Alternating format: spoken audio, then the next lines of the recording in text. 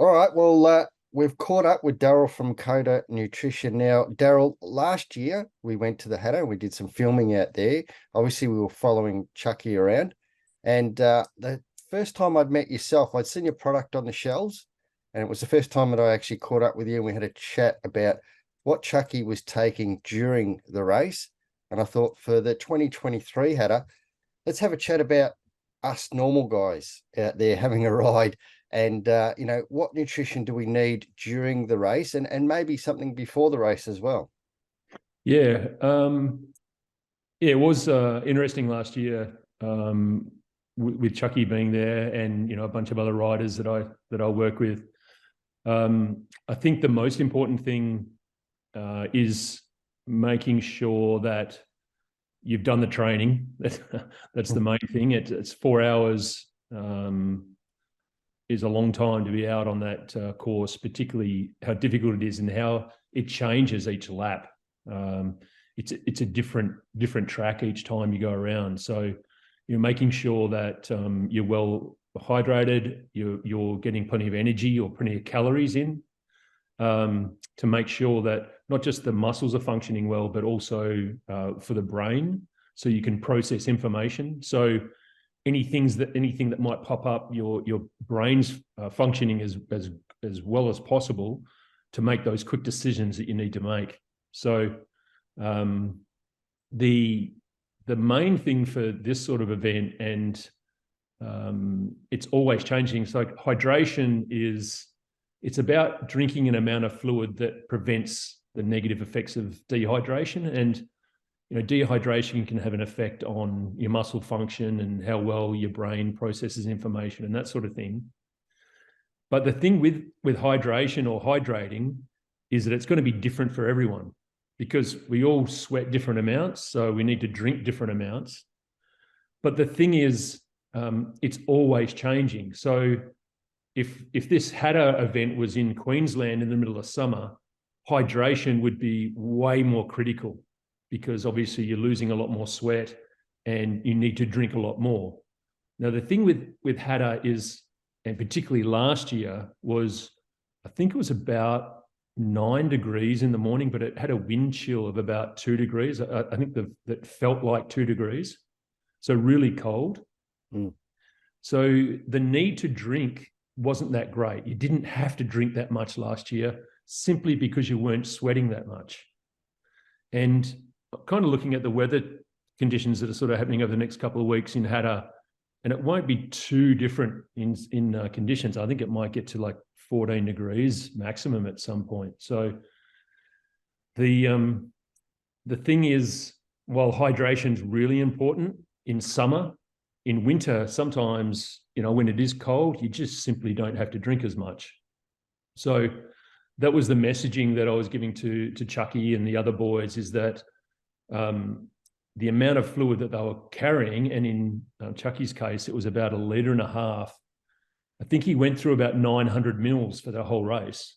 So hydration in that perspective, or in that aspect, wasn't that important, because the temperatures were so low. And that's why, if you think about the products that you use, if you're relying on a product that provides everything in one, so they want to provide all the energy and all the hydration in one product, then that locks you into a set volume of fluid. And what happens in those cold conditions is you either try to drink because you need the calories, because you know how important they are for making sure the muscles are still functioning well and the brain's still switched on. But the problem is you end up drinking more than you need, or you don't feel like drinking because you're not sweating that much and you don't get the calories that you need. So that's why we separate calories and hydration. So what some of the things that you brought up there was drinking more than you need. So with that, mate, what's the effects if you do drink more than you need to drink? There's actually effects that you go backwards, don't you? Yeah, the main thing is stomach problems, where you just consumed a volume of fluid way beyond what you need, and you just get the muscles cramping up, and it just affects how you feel on the bike. It just impacts everything when the muscles are cramping and the stomach's cramping, and it's just really uncomfortable. And the thing is with that sort of event, because it's so strenuous, you don't need to have something like that to on top of how much that you're actually working, because just looking at Chucky's heart rate zones for last year and the other years that he's done it, his average heart rate's about 174 beats per minute for the whole race. So it's a high intensity event where you need to be consuming calories. You need to be getting that energy back in, because no one's got enough stored energy internally to be able to do that particular event over that period of time at that intensity. So you need to be taking calories in. And of course, if your heart rate's high, you're using more calories, obviously. Is that right? Yeah, exactly. So your energy expenditure is higher. And the interesting thing is that, when we have internal stores, we have fat stores that we can access, and we've got glycogen stored in our muscles and circulating blood glucose to help with energy. Now, the thing is, when your heart rate increases, you switch from burning any fat at all, and you start burning exclusively your glycogen stores and your circulating blood glucose. And the reason that is that you need a lot of oxygen for that transfer of energy. And with fat, our fat stores don't have any oxygen. So the chemical structure of fat, there's no oxygen available. So that's why we switched to using a lot more stored glycogen in our muscles, a lot more circulating blood glucose, because in the chemical structure of glycogen and glucose, there's 53% of that is oxygen. So it's bringing oxygen to the party. So that's why at those high intensities, we run out of fuel internally so quickly, because we're not using a lot of fat stores, because we simply can't access them at that intensity.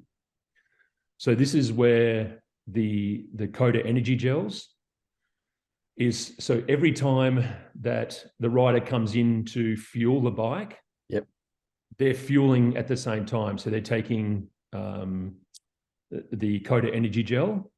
That provides about 117 calories.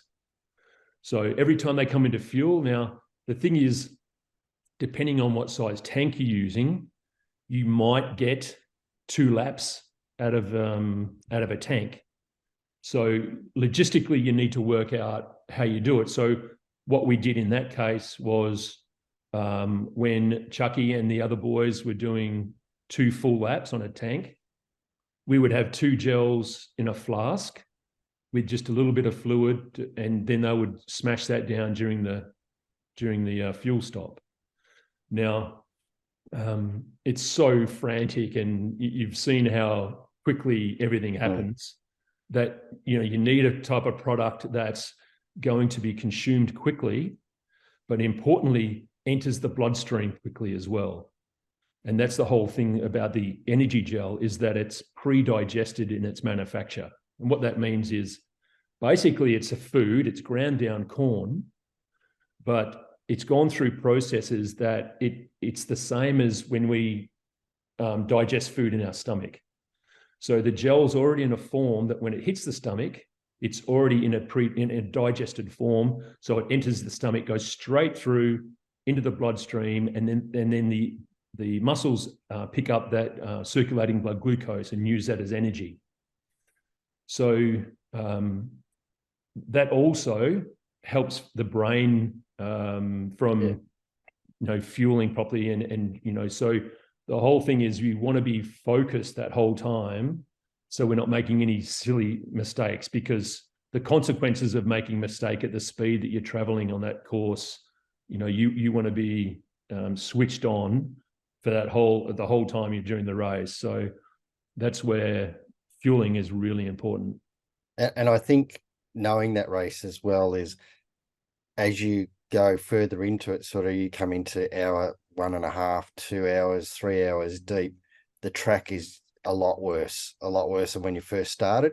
So as you said, it changes all the time. So you want to make sure that, one, you're thinking correctly, and two, your muscles are there to be actually, if something does go wrong, you can counteract that pretty quickly, because you want to be able to move around pretty quick on the bike. Yeah, spot on. That's the key, is making sure that you've got that circulating blood glucose for your brain to access. And you need that constant supply. And when our glucose levels are low, that's when we do make those mistakes. When we start, missing gears and changing up when we sort of change down, or, braking too early, or just making silly errors. So that's when that term lethargic comes in, because you're lethargic. You don't know what you're doing because you've run out of energy. Absolutely. And, you're sort of just running on fumes. So the thing is that, we have some internal stores that we can access, but the sheer logistics of that event is that you really only get an opportunity to take on those calories when you're fueling the bike. So that's when it's really important that you take that opportunity. Don't rush it. Like, don't get halfway through it and throw it away because you've got to go on your bike. Because if you miss those first few feeds, it's going to make a big difference in that last half an hour of the race. It's just as important to fuel yourself as it is your bike, because if your bike runs out of fuel, you stop. If you run out of fuel, you're going to stop as well. That's exactly. Take that time to fuel yourself, and also get a bit of fluids in you for the next hour or so as well. Yeah, and that's the thing with the hydration part. And that's, again, why we separate the two, is that hydration is going to be different for every single rider. Some are going to have to drink more than others, simply because they sweat a bit more than others. But the thing is, for that type of event, generally in the middle of winter, the reliance on hydration isn't as crucial as it would be if the event was in January or February in the middle of summer.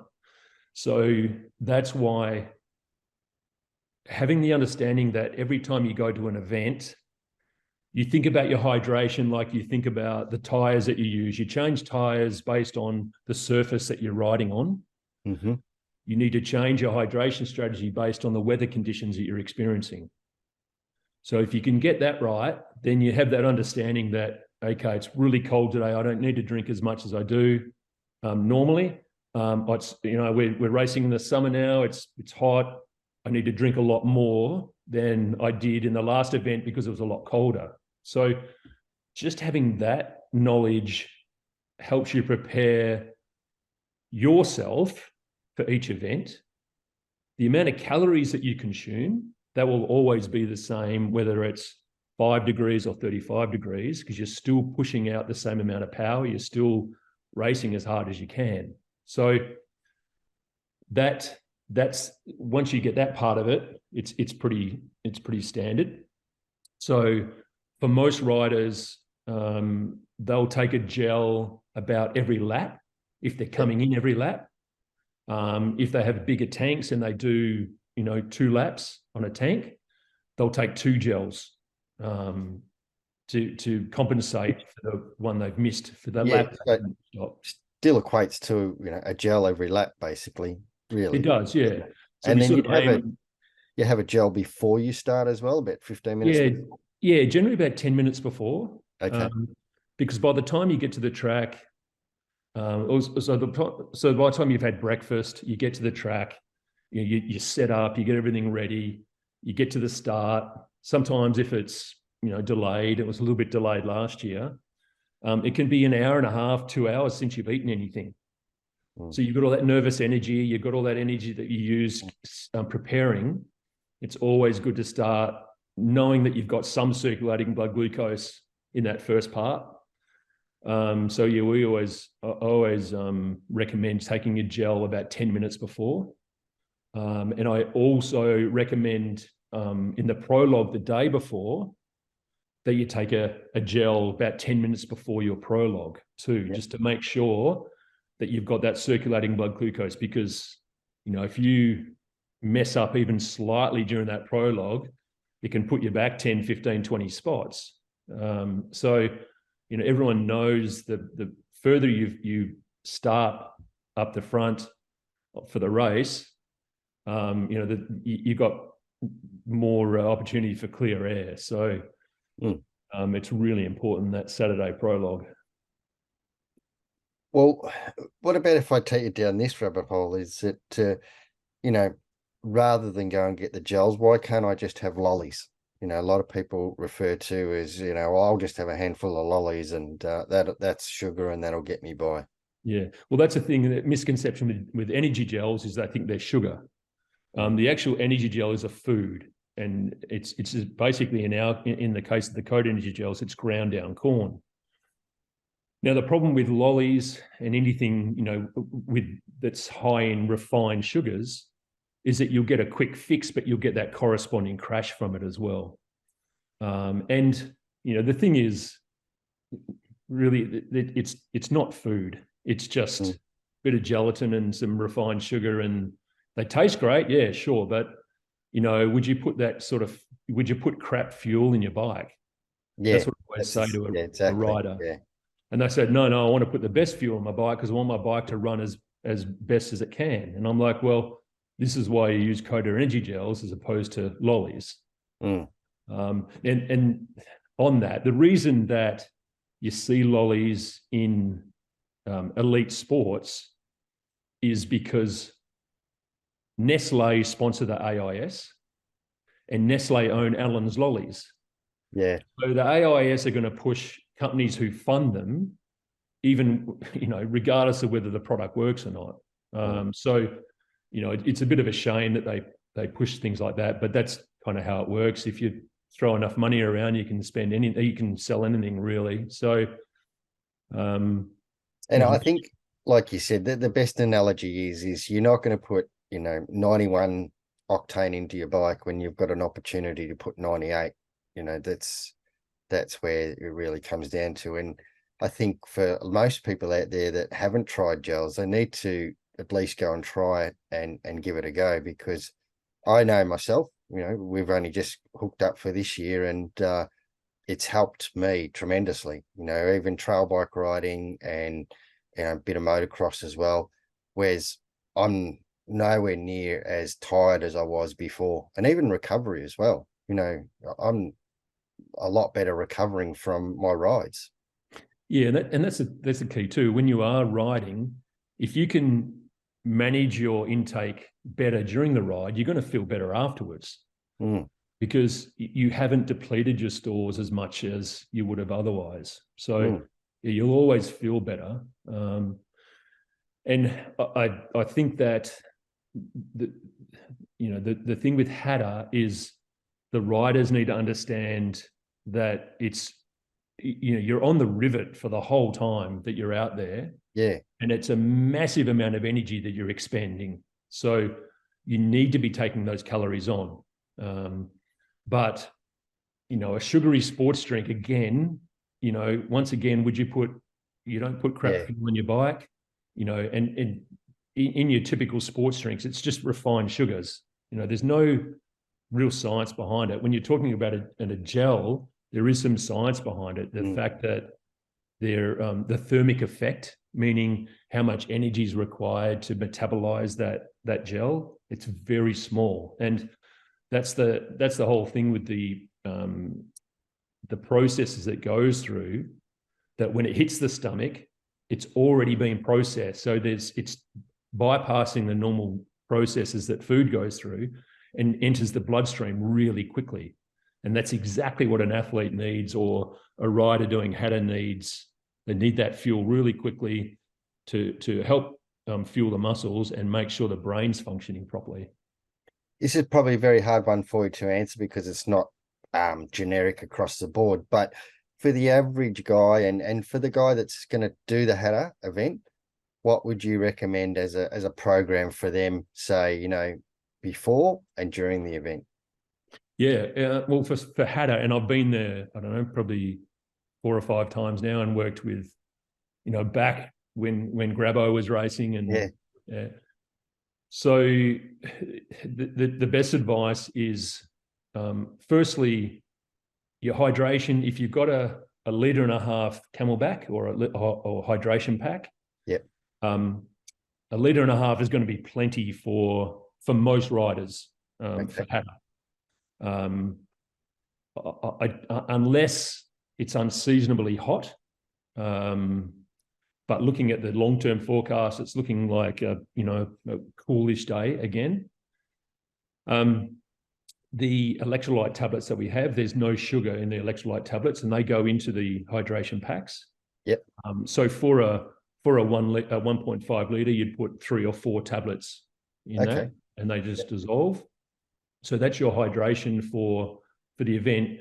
I can't imagine that 1.5 litres wouldn't be enough for most riders. Some might need a couple of litres. Yeah. But if it's really, really cold, it's unlikely you'll even get through that much. So yeah, like I said, I think Chucky got through about 900 mils or 700 or 900 mils last year for the whole 4 hours. But it was really cold that day. Let's face it, that Chucky's not going to sweat like I am either. No, it was Chucky's not he's not a huge sweater, but no, he still sweats. And he's operating at a very, very high intensity as well. But when you are moving that quickly with a wind chill, it gets pretty cold as well. So it's true. You're going pretty quick. That's true. Yeah. And for your calories, for your energy intake, a gel about 10 minutes before, and then one about every lap, is because it's about, depending on how fast you are, 25 minutes to 35 minutes for a lap. One a lap is pretty good going. And it's so much easier having the gels than it is to have a handful of lollies or even a sandwich. You're not, like you said, you're not breaking it down within yourself, but to pick it up and put it, and you can smash a gel down so easily and so quickly. Yeah. So depending on how you want to do, you can have it straight from the sachet, or we've got these flasks as well. Oh, yeah. So if you are doing 2 laps with a bigger tank, we had these flasks with the tube with the 2 gels in there with just a bit of water to make it a bit thinner. And the guys were smashing those down while the bike was being fueled. But it's so easy to get down, and there's no, and like I say, with normal food that you have to chew, that's got to go through a whole heap of processes for your body to access that. So that's using a lot more energy, and it's taking a lot longer for that fuel to actually be something that your body can access. So that's where the gels are by far the best fuel source. It's like, using those special fuel cylinders to fill the bike. Oh, yeah. Opposed to like how great they are and how quickly and effective they are, as opposed to using an old jerry can. Now, so you got to think about, okay, I need to fuel really quickly, just like I need to fuel my bike. And that's where the gels are by far the best. Well, I think that's been really good knowledge for the guys that are going out to the Hatter, for the 23 Hatter. I think, for them to sit back and listen to, one, how important it is to get calories into you and not just fluids, and also to get the right amount of, the right calories in you. That's really important as well. Yeah, and that's the thing with the hydration component. Water and sodium, they're the 2 most critical components. That's what we lose most of in sweat. But that understanding that your hydration's always going to change, it's always going to be different. So for Hatter, generally hydration's not as important, unless we get a stinking hot day out of the blue. Then you might need to take a bit more fluid than you normally would. But I think just looking at long term, it's going to be another cooler day, and hydration won't be as important, but fueling super important. Yeah, for sure. Well, Darryl, thank you very much, mate. And hopefully the guys have got something out of that, and they'll be able to get out to Hatter and probably perform a little bit better than what they did before, and be a few more spots up the ladder. Yeah, well, if we can keep them safe and keep that brain switched on, then that's the key. Yeah. All Definitely. right, mate. Thanks very Thanks much. for your Appreciate time. it. All right, mate. See ya. Bye.